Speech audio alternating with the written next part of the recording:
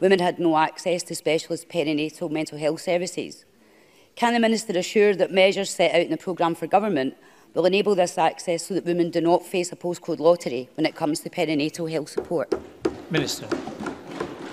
I thank Annie Wells for her question. The Managed Clinical Network is currently carrying out a mapping and gapping exercise in support of their shorter-term aims to provide a comprehensive overview of current service provision, and the additional funding announced last week will help to ensure that women are able to access the services they need when they need them. Thank you very much. That concludes general questions. We turn now to First Minister's questions. Question number 1 from Ruth Davidson. Thank you, Presiding Officer. 6 years ago, this Parliament introduced new rules so that parents could get more information about their local school. The 2012 Education Scotland regulations were crystal clear. Pupils and parents needed schools to provide comprehensive information, particularly on their curriculum, including on subject choice and on school performance. Can I ask the First Minister, 6 years on, how many schools are actually complying with these regulations? First Minister. I don't have access to that specific information in front of me. I'm happy to write to Ruth Davidson with the information after this session. But there is a wide range of information available to parents about the performance of schools, about the education system in general. Of course, one of the things this government is determined to do is improve the information that's available about how our pupils are performing in schools. That's why we've introduced standardised assessments to replace the assessments that were previously underway by local authorities. Of course, contrary to what they previously have said, the Scottish Conservatives now appear to want us to move away from that. So we will continue to take steps to make sure that there is good quality information for teachers to help inform their judgment about pupil performance, but also for parents about the performance of their children and the schools that their children learn in. Ruth Davidson. The answer to the question that I asked was just 7%. That is according to new analysis by Professor Jim Scott of Dundee University, which he'll be presenting next week in a detailed paper on education and parental information. Schools should, according to this government's own rules, give parents clear data on the curriculum and on performance. That's so that parents can find out about the school that they're entrusting their children with, or, where appropriate, make an informed decision about which school to choose. Yet, according to Professor Scott, 6 years on, the parent who wishes to make an informed choice of school has relatively little hope of doing so. When more than 9 out of 10 schools fail to publish the information that this Parliament requires of them, isn't he right, First Minister? First Minister. Schools already publish a range of information. For example, there is a dashboard which covers broad general education. Schools also publish, for example, information on subject choice. I want to see parents have more information about the performance of their children. That's why we have standardised the assessments that were previously in place, including at Primary 1, in order that we are ensuring that teachers know whether young people are meeting the benchmarks that are set by Curriculum for Excellence. I'm a bit confused, I have to say, about Ruth Davidson's line of questioning today, because she's asking me to provide more information about the performance of young people in our schools, and yet the Scottish Conservative Party are also asking us to abolish the standardised assessments for Primary 1 that does just that. So Ruth Davidson appears to be a bit confused about her own education policy. Ruth Davidson. The First Minister says she wants more information, but she's not even making sure that the information that this Parliament requires of schools is being put in the public realm. 7% is shameful. And here's why this matters. This government says that we need parents to get more involved in schools because that's how children learn better. And I agree. Yet in Scotland's secondaries, it's quite clear that too often parents are being left in the dark as to what is actually going on inside the school gate, until they suddenly discover halfway through their child's school journey that subjects they thought were on offer aren't. This government knows that more needs to be done, which is why it launched a new action plan on increasing parental involvement last month. So why won't it put this action plan in law so that we can actually see some action? First Minister. Of course, do you know what? Based on our experience around standardised assessments, which the Conservatives called on us to do and are now asking us to abolish, if we were to announce tomorrow that we were going to put this parental engagement strategy in statute, as Ruth Davidson has just asked me to do, I would guarantee you that the Conservatives would decide that they suddenly oppose that. Because when it comes to measures to improve our education system, the Tories are good on rhetoric, but they tend to put short-term party political interest over the interests of pupils in our schools. So, as I said, we publish a range of information. For the last 3 years, we've also been publishing information on the curriculum levels at P1, 4, 7 and S3. So we will continue to look to extend the range of information that parents have about the performance of children in schools. I just say again, it strikes me as being rather strange that Ruth Davidson is pursuing this line of questioning today, when, as I understand it, next week the Tories will bring forward a motion to ask us to abolish standardised assessments in P1, which are all about providing more information. I think the Scottish Conservatives should really sort out their own position on these matters before coming to ask me questions about them. Ruth Davidson. The First Minister has the gall to stand there and talk about anyone else inflating their education rhetoric. This is the woman that stood here a year ago and heralded a flagship education bill as the most radical transformation of our schools since devolution, and then she promptly threw it in the bin. But let's get back, Presiding Officer, let's get back to the question that I actually asked her, which was about the action plan that the Deputy First Minister launched just last month. Perhaps in that instance, she didn't see the calls from organisations such as Save the Children, who said, we had hoped that this plan would be underpinned by legislative change. It is yet another letdown from a government that has proved timid and weak in improving our schools. A government that dumps its own education bill because it finds it too hard. A government that introduces an action plan but refuses to put it into law. And a government that brings in new rights for parents and then won't enforce them. The First Minister says that education is her top priority. But isn't it the truth that when she's put to the test, any test, she fails? First Minister. Well, on the education bill, we are taking forward the proposals that would have been in that bill much more quickly. I think that is a good thing. In terms of the parental engagement strategy, we will take forward the proposals in that. That, of course, has the support of COSLA and, perhaps more importantly, the National Parent Forum. But Ruth Davidson's hypocrisy on these matters is absolutely breathtaking. I'm going to read something out. She asked me to make available more information so that people know how young people in our schools are doing. Let me just read out something to the Chamber. We welcome the Scottish Government's recent decision to reintroduce national testing in primary schools. It is an admission that the current system has not been good enough. We believe that the Scottish Government needs to be far bolder in measuring progress in our education system. The Scottish Government should design the new standardised tests at P1, P4 and P7 to fit international methodologies. I've just read out the Scottish Conservative 2016 manifesto. And yet I understand that next week the Scottish Conservatives are going to vote or bring forward a motion for the abolition of standardised assessment at primary one. The hypocrisy on these matters, Presiding Officer, I think is breathtaking. And what we see from the Conservatives is that they are shameless opportunists on these matters. They do not care.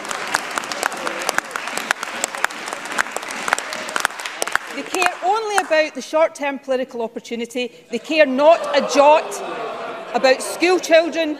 They care not a jot about standards in our schools. And I think Ruth Davidson has revealed that yet again today. Question number 2, Richard Leonard.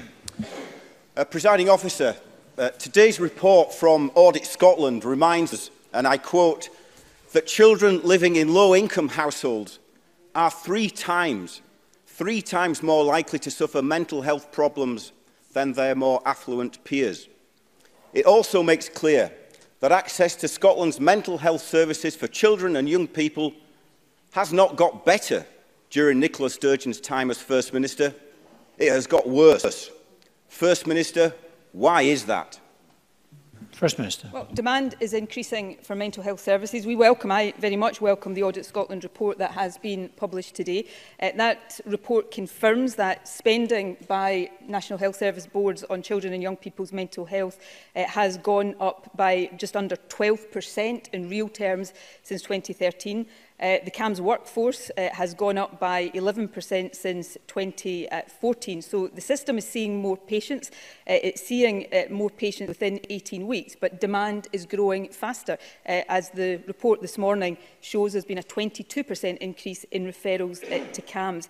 The report also is right in saying that the system is geared too much towards specialist care. So the plans that we set out last week in the programme for government are designed to address exactly that: investment in school counsellors and school nurses to ensure that every secondary school has a counselling service, mental health first aid treatment being available for teachers, and of course the establishment of a community mental wellbeing service for 5 to 24-year-olds. I would hope Richard Leonard would welcome all of these initiatives.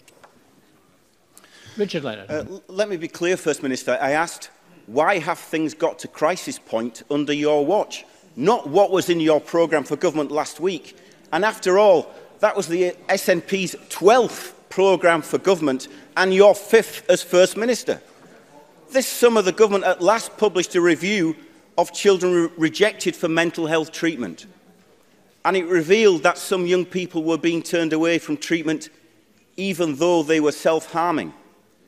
Does the First Minister even begin to understand the human cost of that, the damage done, the lives changed irreparably? And does the First Minister even know how many of these referrals have been rejected since she took office?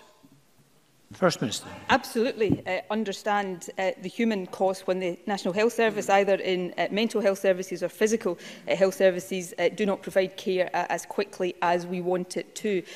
Richard Leonard asked me about performance under this government. The key thing here about mental health, and I think this is widely recognised, this government has invested more in mental health. There are more people working in mental health, including in children and adolescent mental health services. The system is seeing more patients. It is also seeing more patients within 18 weeks, but demand is rising faster. And as I've said many times before, that is a good thing because it means the stigma associated with mental health is reducing. So what we have to do is continue to build capacity, which we are doing, but also make sure we're building capacity in the right places. Too many young people are referred to specialist services when that's not necessarily the right option for them. So what I said a few moments ago about investment in school counselling, the new community mental wellbeing service, these are important initiatives that we are taking forward. And as we do that, we also ensure that specialist care is there for those who really need it as quickly as possible. I hope that people across this chamber will get behind these plans because they are the right plans and in the interest of young people across the country. Richard Leonard. Presiding Officer, the exact question I asked was how many referrals for treatment had been rejected since Nicola Sturgeon became First Minister. And the answer is almost 25,000. 25,000 cases rejected since you took office, First Minister. Now, today's report calls for a step change, and Labour will work with the government to deliver the changes that we need. That's why we press for counsellors in schools and for a review of these rejected cases. But the reality is that the government has been too slow to act because it did not take this issue seriously enough. So with thousands of Scotland's children rejected for treatment during her time in office, surely the First Minister must show an ounce of regret that her government did not act sooner. The new Minister for Mental Health has today admitted that too many children and adolescents are being let down. So will the First Minister admit that she has been too slow to act? That she has let these children and young people down for over a decade? And will she today offer them an apology? First Minister. Can I say, first of all, in all sincerity, I regret and apologise to any patient, whether they're an adult or a child, that is not seen by the National Health Service, either for mental health problems or physical health problems, as quickly as they should be. And I say that reservedly. But I don't accept Richard Leonard's characterisation. As I've said before, and the Audit Scotland report recognises this. We have put additional resources into mental health. We've seen additional people employed to work in mental health. Since 2007, the CAMS workforce has increased, I think, by 69%.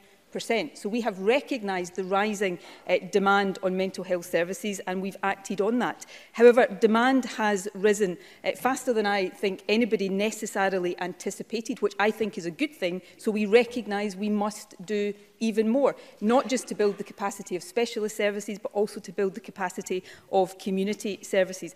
On rejected referrals, it is exactly because we were concerned by rejected referrals that we set up the audit of rejected referrals. Denise Coya, of course, is looking at this and published her first recommendations this very week, and there will be a new national CAMS referral criteria published later this autumn. So we are acting, and we've set out further plans. What I would say to Richard Leonard, and I welcome this, if he is serious about working with the government to take forward these plans, then I welcome that, and perhaps we can build some much-needed consensus on a very, very important issue. Thank you. We have some constituency supplementaries. The first from Jamie Green. Thank you, Presiding Officer. The Ardrossan to Arran Ferry is a lifeline service for residents and quite a vital part of its tourism industry. Unfortunately, this past year, that service has been severely disrupted due to continuous cancellations. Once again, the Isle of Arran is offline for technical reasons, and only half of the timetable services are currently running. It's not just this service, First Minister. Right across Scotland, island communities are being let down by an ageing fleet and a lack of new vessels. The new vessels promised are ready over a year late. Does the First Minister understand why Scotland's island communities are quickly losing their patience with this government's inability to provide them regular and reliable ferry services? And can I ask her to take this up with the Cabinet Secretary for Transport so that he can deal with this as a matter of priority? First Minister. Well, Transport Secretary deals with these matters on a daily basis. I'm sure he would be delighted to meet with the member to discuss them in more depth. I, of course, am aware, as is the entire government, about pressures on the ferry network. We understand the impact that has on people's lives and businesses in our island communities. I indeed heard first-hand from communities in Arran when the Cabinet recently met in Arran about the pressures that increased visitor numbers are putting on these lifeline services. These are complex challenges, but we are determined to improve services. We've invested significantly in ferry services, and we continue to work to address these issues. Over £1 billion has been invested in ferry services across the Clyde and Hebrides since 2007. 8 new ferries have been added to the CalMac fleet since 2007. We are continuing to invest in new vessels and ferry infrastructure to renew the fleet. 2 new vessels have been commissioned from Ferguson's shipyard. So a range of work is ongoing and will continue to be undertaken to make sure that those living and working on our islands have the services they deserve. Bob Doris. Thank you, Presiding Officer. First Minister, can I draw your attention to the plight of my constituents, the Backish family, who have had their appeal for asylum rejected by the UK Home Office, despite being at very real risk of religious persecution and in danger for their lives should they return to Pakistan. The community in North Glasgow, where the family have stayed since 2012, have rallied around them. Their 2 sons, Somer and Arib, were joined by school friends and the moderator of the Church of Scotland in handing in a petition to the Home Office signed by 85,000 people in support of the family. Does the First Minister agree with me that the need for a petition in the first place to draw attention to the plight of the Backish family demonstrates just how fundamentally flawed and discredited the UK asylum process has become? Will you offer the family your support and best wishes? And can the Scottish Government, as I have already done, also make representations to the UK Government drawing attention to the family's plight? First Minister. I agree wholeheartedly with the sentiment of Bob Doris's question, and I agree about the deficiencies in the UK Government's asylum and immigration regime. The Scottish Government believes very strongly that asylum seekers must be treated humanely and fairly, with their dignity and rights upheld at every stage of the process. The Home Office has a duty to ensure that full account is taken of all the individual circumstances in every case, and this is particularly important when applications are refused, and absolutely imperative when children are are involved. I'm very heartened to hear how the local community has rallied around the Backish family and about the response to the Reverend Pollock's petition. I would also like to congratulate Summer and Arib on what they have achieved in very, very difficult circumstances. They are an absolute credit to their parents, their school, their community, and indeed they are a credit to Scotland. So the Scottish Government will continue to look at what appropriate representations we can make. And Liam Kerr. Thank you, Presiding Officer. Montrose Port is a key industry in Montrose in the North East. Keeping the port open requires dredging and disposal of sand. Now, last week, contrary to expert marine consultant advice, Marine Scotland refused to renew the port's disposal licence. And the next time there's a strong easterly or swell, the port could silt up, lose depth and potentially close due to inability to dredge. So will the First Minister instruct the Cabinet Secretary and Marine Scotland to immediately visit the Port Authority to, at the very least, issue a temporary licence for 12 months and prevent an economic and social catastrophe? First Minister.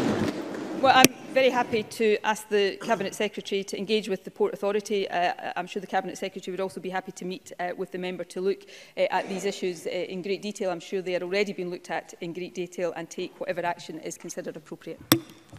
Question number 3, Willie Rennie. The First Minister will have seen the comprehensive letter at the weekend from the Teachers' Union, the EIS, on the review of assessments for 5-year-olds in school. The union states they have created a high-stakes environment and a slippery path to league tables. They are swallowing up time and drain resource.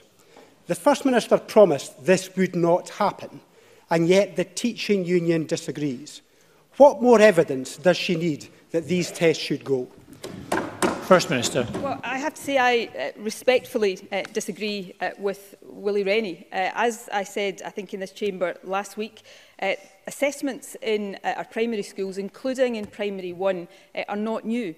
29 out of 32 councils already carried out assessments. In fact, many of these councils carried out 2 assessments every year.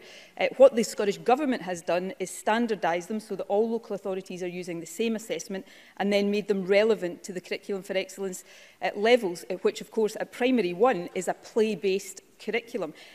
These assessments are not high stakes. There is no pass or fail to these assessments. And of course, it's up to teachers when in the school year pupils undertake them. And of course, if a teacher doesn't think it's appropriate for any child to undertake them, that is entirely up to the teacher's discretion. And they provide important diagnostic information to inform teacher judgment about the performance of young people. You know, we set benchmarks for children in Primary 1, levels that we expect them to meet. Now, some people might disagree with that, but I've not heard disagreements to that in this chamber. We set benchmarks that we expect children to meet in Primary 1. I think it's absurd to suggest that we shouldn't then try to assess whether or not children are actually meeting these benchmarks, because it then allows early intervention if necessary if children are not performing as expected, but also it allows a teacher to know whether a child is performing better than expected and stretch that child rather than allowing them to get bored in the classroom. And we've seen, of course, educational experts, Sue Ellis, Lindsay Patterson today in a newspaper talk about the importance of that benchmarking information. So I think we should take some of the politics out of this debate and actually focus on what's right for our children and what's right for education as a whole. Willie Rennie. Lindsay Patterson supports league tables, so it's shocking for the First Minister to claim that she's supporting his position. It sounds also, in fact she is, she's saying that EIS are wrong. Just last week the First Minister said she was listening to teachers, now she's ignoring them. The evidence is mounting. 170 pages of searing criticism from teachers, a damning letter from the EIS. The waste of resource, the useless value of the information, the high-stakes environment, the slippery path to league tables. Teachers are very clear. They've said the test should go. The union has said the test should go. When this Parliament votes next week to scrap the Primary 1 tests for pupils, will she respect the will of Parliament and scrap the tests? She dodged the question last week. If the Parliament says stop, will she stop? First Minister. Well, firstly, we will argue our case rigorously and robustly. That's what happens in a democracy. Can I just take on some of the points Willie Rennie has raised, though? Because I'm not saying the EIS is wrong. I'm saying I have a difference of opinion with the EIS. I think that is entirely legitimate. I have spoken to many teachers who also have a difference of opinion about assessments. Let me read out some of the teacher quotes from the survey that the EIS actually carried out of its members. And I know there were many quotes in that survey that did not support standardised assessments. But here's some. The data is incredibly detailed and personalised. Feedback will be very useful in looking at next steps. Really liked the fact that there wasn't the use of timers to ensure that children were given thinking time and support if required. In P1, the assessments were carried out on iPads. The child often had no idea how they were being formally assessed. It worked well. The P1 numeracy task was appropriate and aligned with curriculum for excellence. I thought they fitted in quite well with levels and provided a range of questions. I know Willie Rennie doesn't want to hear what some teachers have actually said about standardised assessments. So there is a difference of opinion, and I accept that. But as I said earlier on, we set benchmarks for how we expect our young people to perform in Primary 1. I think it's incumbent on us to know whether that is the case, so that early intervention can be taken as required. I've said very clearly on so many occasions, I want to see us raise standards in Scottish education, and I want to see us close the attainment gap, and we need data to inform the action we take to do that. So I will continue to make what I think is the common sense argument for this, and I look forward to the debate continuing. We have some further supplementaries. The first from Mark Ruskell. Thank you, and can I declare an interest as an associate member of the British Veterinary Association? The government's chief vet has claimed this morning that the practice of shipping live dairy calves on 5-day journeys from Scotland to Spain is acceptable and that criticism is alarmist. Is that the government's official position? And if not, then will the First Minister join me in congratulating P&O ferries on their decision to ban live exports this week? First Minister. Well, this issue is extremely emotive. I think it is also more complex than some of the coverage, and I stress some of the coverage has given the impression of. I thought the Chief Vet in the papers this morning actually set out quite clearly some of the facts behind the claim of 100-hour journeys. As Mary Goujon has also set out in Parliament this week, the issue here is that male dairy bull calves don't have a market. Farmers don't have a market for them right now here in Scotland. If they're not exported for production, what happens is that they are slaughtered at birth. A small number are exported, but farmers here want to find alternative markets domestically. Welfare of animals is absolutely paramount. Transport within the EU is subject to strict regulation, and there is no hard evidence that those regulations are being breached. And as the member is aware, the Scottish Government is currently carrying out a year-long monitoring project that will look in more detail at this. So we will continue to be very rigorous as we observe this and continue to take whatever action we consider to be necessary. James Dornan. Thank you, Presiding Officer. John Lewis employs several thousand staff in Scotland. It faces challenging times with profits down 99%. The company cites Brexit uncertainty as a contributing factor. But Dominic Raab says it's John Lewis's own fault, stating just this morning in the BBC that there's a temptation for business not doing well to blame Brexit. Does the First Minister agree the UK Government should stop burying its head in the sand and accept that they are the ones putting our economy at risk? First Minister. Well, I think with Dominic Raab's comments this morning, this clueless incompetent shambles of a Tory UK government is really taking the biscuit. It really does beggar belief that the Tories, who are taking the country, in Scotland's case, against our democratic wishes out of the EU, have the nerve to turn around and blame businesses for raising concerns and say that they're using Brexit as some kind of an excuse. The sooner the Tory government get over their own ideological civil war and start putting the interests of businesses across the UK at the forefront of their considerations, frankly, the better for all of us. Joanne Lamont. Thank you very much, Presiding Officer. The First Minister will be aware of the powerful and harrowing testimonies by survivors to the Scottish Child Abuse Inquiry. Can I ask the First Minister how she responds to the concerns expressed by those representing survivors of abuse about reports that legislation to create a survivors' compensation scheme may not be introduced until 2021, with implementation obviously much later still? Will the First Minister confirm that she will look at how the scheme could be taken forward with greater urgency? And will she make a commitment to create an interim compensation scheme in order that the many elderly and vulnerable survivors may secure the justice and support they need now and before it's too late for them? First Minister. Well, can I thank Joanne Lamott for raising this really important issue? The stories of survivors are extremely harrowing, and of course this government set up the Child Abuse Inquiry. The report around survivors' compensation, of course, was just received by the Scottish Government last week.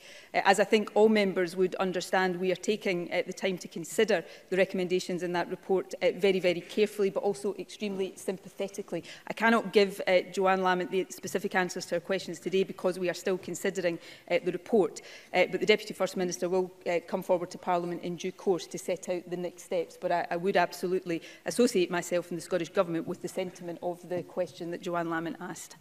George Adam. Thank you, Presiding Officer. From today, Social Security Scotland will make the first payment of the new Carers Allowance Supplement, the first devolved benefit to be paid, which recognises the important contribution carers make across Scotland. Will the First Minister outline how the Scottish Government will continue to support carers and how it is building a social security system which has fairness and dignity at its heart? First Minister. Well, today is a landmark moment in the history of devolution, and it's one that we probably should take a moment to celebrate. Today, the first payments will be made by our new executive agency, Social Security Scotland, through the Carers Allowance Supplement. That Carers Allowance Supplement will put an extra £442 a year into the pockets of carers in this financial year. That's an increase of 13% and a total investment of more than £30 million a year. So I actually think this is something of a proud moment for this Parliament and indeed for Scotland. We will continue to take forward our new social security powers. That will include looking at additional support for carers. But as I said in the programme for government last week, we also hope to deliver the pregnancy and baby payments of the new Best Start grant before Christmas. Again, another milestone in this Parliament taking some power over social security. Let me just end by saying that I hope it won't be too much into the future before this Parliament has total control over social security, because I think, as we are already proving, this Parliament would make a far better job of it than Westminster is currently managing. Question number 4, Stuart Stevenson. To ask the First Minister what discussions the Scottish Government has had with the UK Government regarding reports that an estimated 1,000 miles of roads in Scotland have no mobile phone signal. First Minister. Mobile telecommunications, of course, is a reserved matter, and it is therefore the responsibility of the UK Government to improve coverage. It is worth, I think, pointing out that the UK Government's failed mobile infrastructure project promised 84 masts to cover what are called not spots, but managed to deliver the grand total of 3. However, at his recent meeting with the UK Secretary for Digital, Michael Matheson raised the issue of roadside mobile connectivity. We've pressed in particular to see progress made in the Home Office's Emergency Services Mobile Communications Programme, which has been beset with delays, and we await from them confirmation of the proposed approach to delivery. But also because we can't wait for Westminster to deliver decent mobile connectivity in rural Scotland, we have created our own mobile infrastructure plan, committing £25 million to improving 4G coverage. We've recently awarded a contract for this programme, and the supplier is currently working towards delivery of the initial 16 sites in remote parts of Scotland. Stuart Stevenson.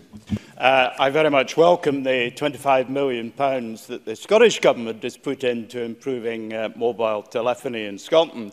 But as we know, the UK Government has little understanding and less interest in Scotland. Is it now time for responsibility and the associated funding for mobile telephony be completely devolved? First Minister. Yes, absolutely. You know, there is a pattern that emerges sometimes where matters are reserved. We've just been talking about welfare. The UK government doesn't get its act together and fails to deliver, and then the Scottish government has got to step in to do Westminster's job for it. That's been true in aspects of welfare. It's now true on mobile connectivity. So I think it's about time we cut out the middleman in all of this and just devolve these powers to Scotland so that we can get on with it ourselves. Question number 5, Liz Smith. To ask the First Minister what action the Scottish Government will take to improve the implementation of the 1+2 modern languages policy in broad general education. First Minister. We're already taking action to increase the pace of implementation of the 1+2 modern languages policy in the broad general education. Since 2013-14, we've provided a total of £27.2 million in additional funding to support its delivery. Alongside this, we've provided funding each year to Scotland's National Centre for Languages to support schools and local authorities in delivering 1+2. Information provided by local authorities in April shows that at least 91% of primary schools are meeting pupils' entitlement to learning a first additional language from P1 onwards, and at least 62% of secondary schools are providing learning of a first additional language from S1 to S3. Liz Smith. Thank you for that, First Minister. The Telegraph reported at the weekend that 38% of the secondary schools in Scotland are not implementing the 1+2 programme. You've just confirmed that yourself, and that's despite the £27 million that you've just referred to. And that's at the same time as the number of teachers in modern languages has declined by 20% in the last 10 years, and the number of entries for SQA levels 3 to 5 in French and in German have fallen by 60% and 58% respectively in the last 5 years. Will the First Minister admit that the Scottish Government's languages policy is not working nearly well enough, and it is yet another example of why there is an urgent need to review subject choice under the Curriculum for Excellence? First Minister. No, I don't agree with that. We have work to do. The 38%, of course, was the other side of my articulation of 62% that are. But we will continue to make progress on delivering 1+2. But I think just to give some context here in terms of performance overall about language education, the total entries of language hires are up 2.6% since 2007. The total passes of language hires are up 6.3% since 2007. This is the 5th year that language hire entries have exceeded 7,500 overall. Statistics published last December show that total teacher numbers are increasing, so there's lots of progress to look at, but of course we want to continue to do more because we know that language learning helps to build confidence, it helps to foster interest in other cultures, and it encourages tolerance and respect, which I know that not all people in the Conservative Party are keen on, but we are very keen on it on these benches. Gordon MacDonald. The SNP set out its 1+2 languages policy in our 2011 manifesto, and I'm pleased to hear today of the progress being made. I also took the time to search the Conservative Party manifesto of 2011, 2015, 2016 and 2017 and cannot find a single mention of foreign language teaching. The 1+2 policy would never have been implemented by the Tories. Does the First Minister agree that the Tories' only guiding principle is to attack the SNP, even at the expense of our children's education? On language policy, First Minister. Well, I think that is a point very well made by Gordon MacDonald. Not a mention of modern languages in any of their manifestos, although I would remind Gordon MacDonald that even as we know now from standardised assessments, even if it had been in their manifesto, it wouldn't have mattered to the Tories because they would have jettisoned it at the first opportunity to inflict a defeat on the SNP. Political opportunists, that's what the Tories are. We are concerned about the interests of children in our schools, and that will continue to be what stands between us. Ian Gray. Presiding Officer, the First Minister really is in denial about this. The precipitous decline in both enrolment and attainment in certain modern languages has been tracked now over a number of years. These skills are critical to the economic future of this country and to our children's capacity to participate in that future. Will she take her head out of the sand, admit that we have a problem and tell us what she's going to do about it? First Minister. Well, if Ian Gray had chosen to listen, he would have heard me say that I think we've got much more work to do because it's so important to our economy, it's so important to the confidence of our young people, and it's important in terms of interests in other countries and other cultures. So I've set out some of the progress, but we will continue to invest and to support local authorities and schools in making the further progress that we all want to see. Question number 6, Jackie Bailey. To ask the First Minister, in light of the David Hume Institute report, Wealth of the Nation, what action the Scottish Government will take to improve productivity? First Minister. Raising productivity growth is vital to boosting our long-term economic performance. As the report highlights, Scotland's productivity is the highest in the UK, behind London and the South East. It also shows that amongst the UK's city regions, Aberdeen and Edinburgh have higher productivity than anywhere outside of London. And of course, in the last 10 years, Scotland has largely closed the productivity gap with the rest of the UK. But we know that more needs to be done to match the levels of productivity in top-performing European countries, which is why we set out further policies in the programme for government to boost productivity. These include a commitment to invest an additional £7 billion over and above existing plans on schools, hospitals, transport, digital connectivity and clean energy by 2026. Jackie Bailey. Can I thank the First Minister for her response? Comparing ourselves to the rest of the UK, whose performance has indeed been woeful, is not desperately ambitious. But since 2007, every SNP-led administration has set a target for improving productivity, and rightly so. But that target has been missed completely. We were to be in the top quartile of OECD countries for productivity by 2017. That's equivalent of getting promoted to the Premier League. But instead we've been relegated to the 3rd division. Not improvement, but it's actually gone in reverse, and productivity is effectively flatlined. So what specific lessons will she take from the David Hume Institute report to improve productivity and drive growth in Scotland? First Minister.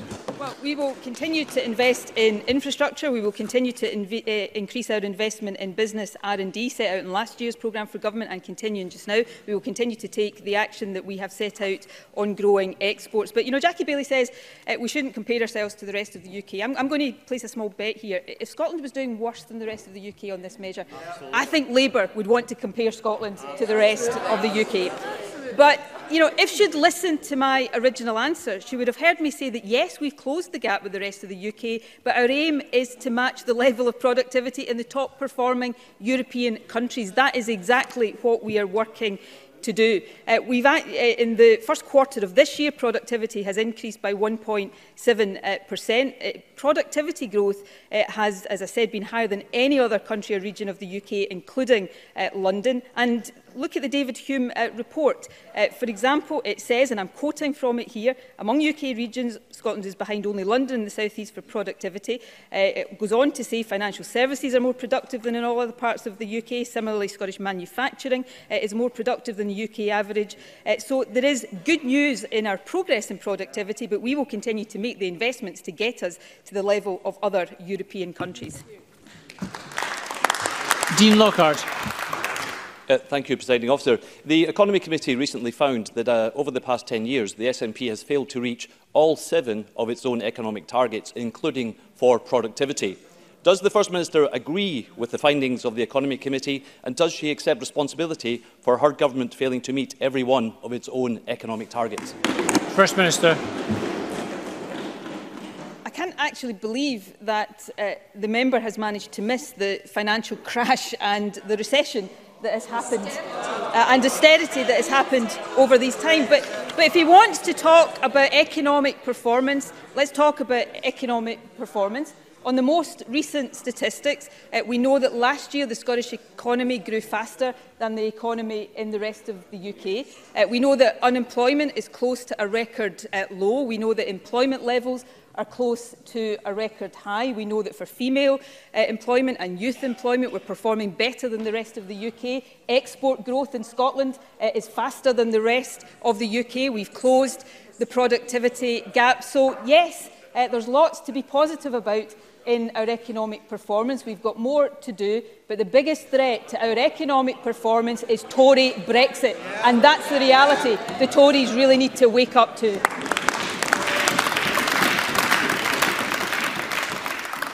Question number 7, Shona Robison. To ask the First Minister how the Scottish Government will mark the official opening of the V&A Dundee. First Minister. The opening of the V&A Dundee on Saturday heralds an exciting new chapter for the City of Dundee. It's a fantastic addition to the diverse array of cultural experiences that Scotland has to offer, promoting our nation globally and attracting visitors and investment. The Scottish Government has been a long-term supporter of the project, with substantial financial investment in the building's construction and operation. A number of Scottish Government ministers are participating in opening events this week, and I myself look forward to touring the building with some of Dundee's young people tomorrow. Shona Robison. Last night I saw the inside of the V&A Dundee for the first time, and I can tell the First Minister she's in for a real treat tomorrow night. Will the First Minister join with me in thanking all of the public and private sector partners who have worked so hard over the last 10 years to make the V&A Dundee dream into a reality? And can she say what she expects the transformational impact for Dundee to be from this iconic project and the significant investment made by the Scottish Government and other funders to deliver it? And finally, what she thinks could be the next thing for Dundee in its renewal journey? First Minister. Well, I agree absolutely with Shona Robison. Yes, I do want to congratulate all of the public and private sector partners. This is an astonishing achievement. Of course, the Scottish Government has been a significant funder. We've provided £38 million towards construction and also provided almost £7 million in revenue funding to date. I am looking forward to seeing it tomorrow. From the pictures and footage that I've seen, it looks absolutely stunning. In terms of its transformational potential for the City of Dundee, I think it's probably quite hard to overstate what that might be. It puts Dundee firmly on the cultural map of the world. It will attract more visitors to Dundee. I'm sure it will attract more investment into Dundee. So I think the City of Dundee has every reason right now to feel incredibly optimistic about the future. The Scottish Government is very ambitious for Dundee and looks forward to making additional investments in Dundee, and I look forward to being pressed to do exactly that by Shona Robison over the months and years to come. Thank you very much. That concludes First Minister's questions. We're going to move on to members' business shortly.